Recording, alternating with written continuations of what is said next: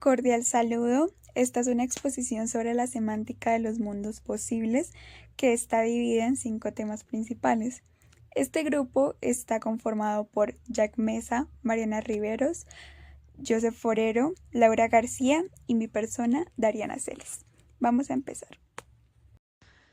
Bueno, hola, buenos días. Empezaremos por el primer tema titulado Narrativa hipertextual y la noción de mundos posibles. Para comenzar, es importante entender que la semántica de los mundos posibles surge en un momento donde el signo deja de ser entendido como algo estable. Su carácter mediador lo convierte en una fuente inagotable de significados, lo que produce una crisis de totalidad histórica y abre paso a la fragmentación del sentido. En ese contexto aparece la narrativa hipertextual. Esta narrativa ya no es lineal, sino que funciona como una red de distintas rutas que el lector puede recorrer de múltiples maneras. Cada lectura crea un mundo diferente dentro del texto. Ya no existe una única historia cerrada, sino varias posibilidades que coexisten y se transforman. Esta construcción abierta también permite la creación de mundos alternativos o incluso imposibles. Gracias a lógicas nuevas, conocidas como lógicas paraconscientes, es posible narrar situaciones que contradicen la realidad sin dejar de ser válidas dentro del relato. Un buen ejemplo es el cine de Raúl Ruiz, donde se multiplican identidades y aparecen dobles que rompen la idea de un personaje único. Esto muestra la capacidad creadora del hipertexto al generar múltiples senderos que se bifurcan. En conclusión, la narrativa hipertextual invita al lector a convertirse en coautor, al recorrer diferentes caminos dentro de la obra. Construye su propia versión del mundo narrado, ampliando las posibilidades del sentido y demostrando que la realidad literaria no es fija, sino infinita. Ahora, en esta parte vamos a explorar la base lógica que sostiene la teoría de los mundos posibles, especialmente el problema de la identidad a través de ellos. Cuando hablamos de identidad transmundana, nos preguntamos cómo es posible que un mismo objeto o una misma persona exista en más de un mundo posible. Este concepto exige que el principio de identidad, es decir, la idea de que algo es lo que es, pueda regular las fronteras entre mundos y responda por lo que Vázquez Roca llama identidades indocumentadas. Aquellos objetos cuya continuidad a través de distintos escenarios no es evidente. Aquí aparece la concepción ramificacionista de Saul Kripke. Según esta postura, si dos mundos posibles comparten un mismo objeto, estos también comparten un tramo inicial de sus historias, es decir, uno de los mundos se habría ramificado del otro en algún punto. La identidad transmundana, por tanto, no depende de lo que los objetos llegan a ser en cada mundo, sino de la continuidad que mantienen hasta el momento en que ambas historias se separan.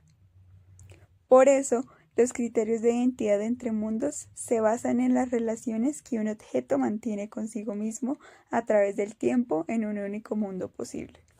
Si preguntamos, por ejemplo, si algo pudo haberle ocurrido a un objeto, en realidad estamos preguntando si el universo pudo continuar de manera idéntica hasta cierto instante y luego desviarse hacia otra trayectoria.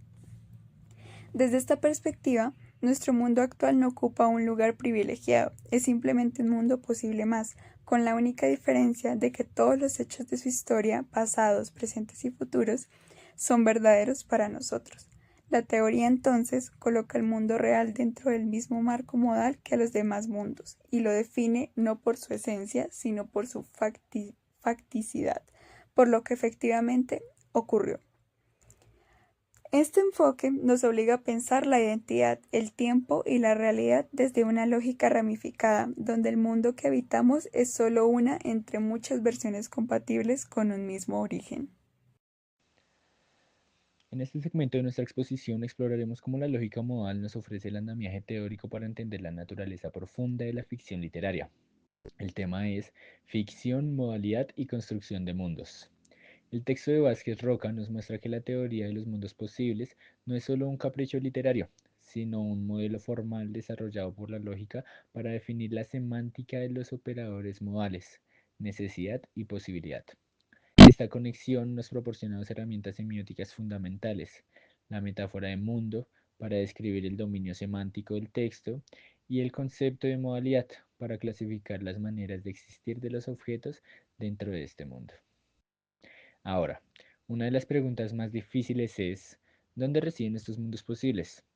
Si los tomamos literalmente como entidades existentes, aunque sean inalcanzables, nuestro propio mundo actual quedaría reducido a solo uno más, entre infinitas posibilidades, perdiendo su singularidad. El texto propone una solución que restaura la singularidad de lo que llamamos el mundo actual. Esta solución es no considerar los mundos posibles como entidades reales, sino como estructuras mentales. Desde esta perspectiva, la imaginación es el motor de la modalidad. Los verbos que utilizamos a diario, como soñar, creer, fantasear o desear, actúan como predicados que crean mundos. Son operaciones mentales que dan forma a realidades alternativas, haciendo de la, haciendo de la ficción una función cognitiva esencial. Ahora, es vital distinguir la ficción de la mentira. Aunque ambas parezcan presentar estados de cosas que no son reales, la diferencia clave es la intención y el reconocimiento. La ficción literaria, como la novela o el cuento, tienen una característica autorreflexiva. Descubre su propia ficcionalidad desde el primer momento. El lector o espectador está invitado a entrar en un juego de simulacro reconocido. En cambio, la mentira no puede permitirse ese riesgo. Su poder y su eficacia dependen por completo de ocultar su funcionalidad y hacerse pasar por una verdadera referencia. La mentira busca engañar sobre el mundo, la ficción busca construir un mundo paralelo. Por último, tradicionalmente la epistemología occidental ha valorado más el acto de referir o de notar, es decir, señalar algo en este mundo real y hacer una afirmación verídica sobre ello. El paso decisivo de la defensa de la ficción, según el texto, es reconocer la igualdad del acto de demostrar. Mostrar, ejemplificar, recrear u operacionalizar una tesis. La ficción no nos dice el mundo es así, o nos dice, mira, el mundo podría ser así, o mira, esta idea funciona así en este universo. Al mostrarnos una posibilidad, la ficción se convierte en una vía válida y poderosa de conocimiento. En resumen, el mundo de la ficción no es un mundo de mentiras, sino un mundo modal formalmente estructurado que existe como una poderosa estructura mental. Al reconocer el valor del acto de mostrar, le otorgamos a la literatura y al arte la dignidad de un verdadero de un verdadero camino hacia el conocimiento. Ahora yo les voy a explicar el valor cognoscitivo y las dimensiones antropológicas de la ficción.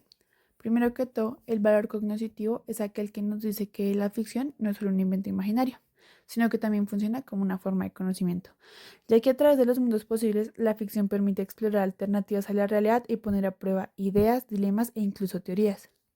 Esto es porque los relatos nos pueden mostrar cómo podrían funcionar determinados conceptos o incluso ciertas situaciones, permitiendo así comprender mejor la experiencia humana y las condiciones del mundo. Para explicar por qué la ficción sí produce conocimientos, vamos a tocar tres puntos clave. El primero es cómo la ficción permite explorar los mundos posibles. Con base en la teoría de los mundos posibles, se nos muestra que la ficción no es un simple invento arbitrario, sino una manera de pensar la realidad a través de variaciones y diferentes alternativas. Por esto, los mundos ficcionales funcionan como modelos que nos permiten imaginar cómo sería el mundo bajo otras condiciones o comprender lo real comparándolo con lo posible e incluso probando hipótesis y relaciones que no pueden experimentarse en el mundo empírico. Por eso, la ficción amplía el conocimiento, pues habilita un espacio conceptual donde se experimentan ideas que enriquecen la comprensión del mundo real. Lo segundo es entender cómo la ficción demuestra tesis filosóficas, Ya que en el texto Vázquez Roca afirma que toda tesis filosófica necesita un escenario para ser comprendida, la ficción es aquella que cumple esa función, porque nos muestra ideas y no solo las enuncia. También presenta ejemplos vívidos, metáforas y personajes que encarnan conceptos abstractos. De igual manera, nos permite ver cómo operan las nociones éticas, lógicas o existenciales en situaciones concretas. Y así, la ficción tiene un valor cognoscitivo demostrativo, pues hace visible y comprensible ideas que en forma puramente teórica serían bastante incompletas. Y por último, debemos entender que la ficción también es un modo de conocimiento semiótico. Esto lo explica el texto, ya que sostiene que los mundos ficcionales son estructuras semióticas y por eso no necesitan existir físicamente para ser conocidas. Tampoco su existencia se da en el plano cognitivo, lógico e imaginario. Y al analizarlos comprendemos cómo opera el significado, el símbolo y el signo. Con esto concluimos que el conocimiento producido por la ficción es entonces conocimiento sobre el mundo y sobre los sistemas de significado que usamos para interpretarlo. Ahora, cuando hablamos de dimensión antropológica, nos referimos a cómo se nos da a entender que la ficción revela aspectos esenciales del ser humano, ya que nos permite proyectarnos, compensar nuestras limitaciones e incluso explorar identidades, deseos y ciertos conflictos. Esto es porque a través de las narraciones imaginadas, el ser humano se comprende a sí mismo, ensaya otros modos de ser y construye significados sobre su existencia. Y esta idea es fundamentada tocando los siguientes puntos. El primero es cómo la ficción compensa las limitaciones humanas. Esto es porque la ficción tiene aquella función de ser una extensión de la experiencia. Entonces, según Vázquez Roca, el ser humano vive en un mundo fragmentado, incompleto e inacabado, y por esto la ficción compensa esas carencias creando alternativas, sentidos y diferentes posibilidades. Esto, de cierta manera, se convierte en un mecanismo humano para vivir otras vidas y ampliar lo que somos. El segundo punto es cómo la ficción es una vía de autoconocimiento. En el texto esto se explica ya que el sujeto se comprende a través de sus imágenes, representaciones y narraciones. Esto quiere decir que para entendernos necesitamos ficcionalizarnos. Las historias y las imágenes posibles del yo, los personajes y las tramas nos desenvuelven una comprensión indirecta de quiénes somos. Por esto Vázquez Roca afirma que la ficción comienza donde el conocimiento directo del yo termina. El tercer punto es entender que el ser humano es un constructor de mundos, porque desde la perspectiva de los mundos posibles, el autor dice que los humanos no se definen solo por estar en un mundo, sino por crear mundos narrativos, míticos, simbólicos y culturales. Por esto, la ficción es la expresión de esa capacidad primordial. Y el último punto es cómo la ficción es un espacio de libertad ontológica. Esto es porque la ficción puede coexistir lo contradictorio, lo posible y lo imposible, lo real y lo imaginario. Esta idea es la que nos revela algo fundamental del ser humano, aquella necesidad de ir más allá de lo dado, de cuestionar los límites y de crear nuevas configuraciones del sentido. Hoy voy a explicar cómo el arte también puede ser una forma de conocer el mundo, a través de lo que llamamos razón estética. El arte nos permite cuestionar la idea de que la ciencia es siempre sólida, objetiva y absoluta. Para esto, pues me voy a centrar en una obra de Marcel Duchamp llamada Tres subsidios patrón. Esta obra nos ayuda a entender cómo el azar, la medida, la creatividad pueden convertirse en una crítica directa a la forma tradicional de pensar la ciencia. El objetivo en general, pues, es mostrar cómo la experimentación artística puede convertirse en una forma distinta de pensar, una forma que nos hace dudar de muchas certezas que la ciencia moderna da por garantizadas. En la idea principal de la experiencia estética, pues es como una simulación neoseológica. El texto señala que el arte no es solo decoración o expresión personal, también es una forma de conocimiento. Duchamp propone una razón estética, una manera de pensar que se basa en la experiencia, en el juego y la imaginación.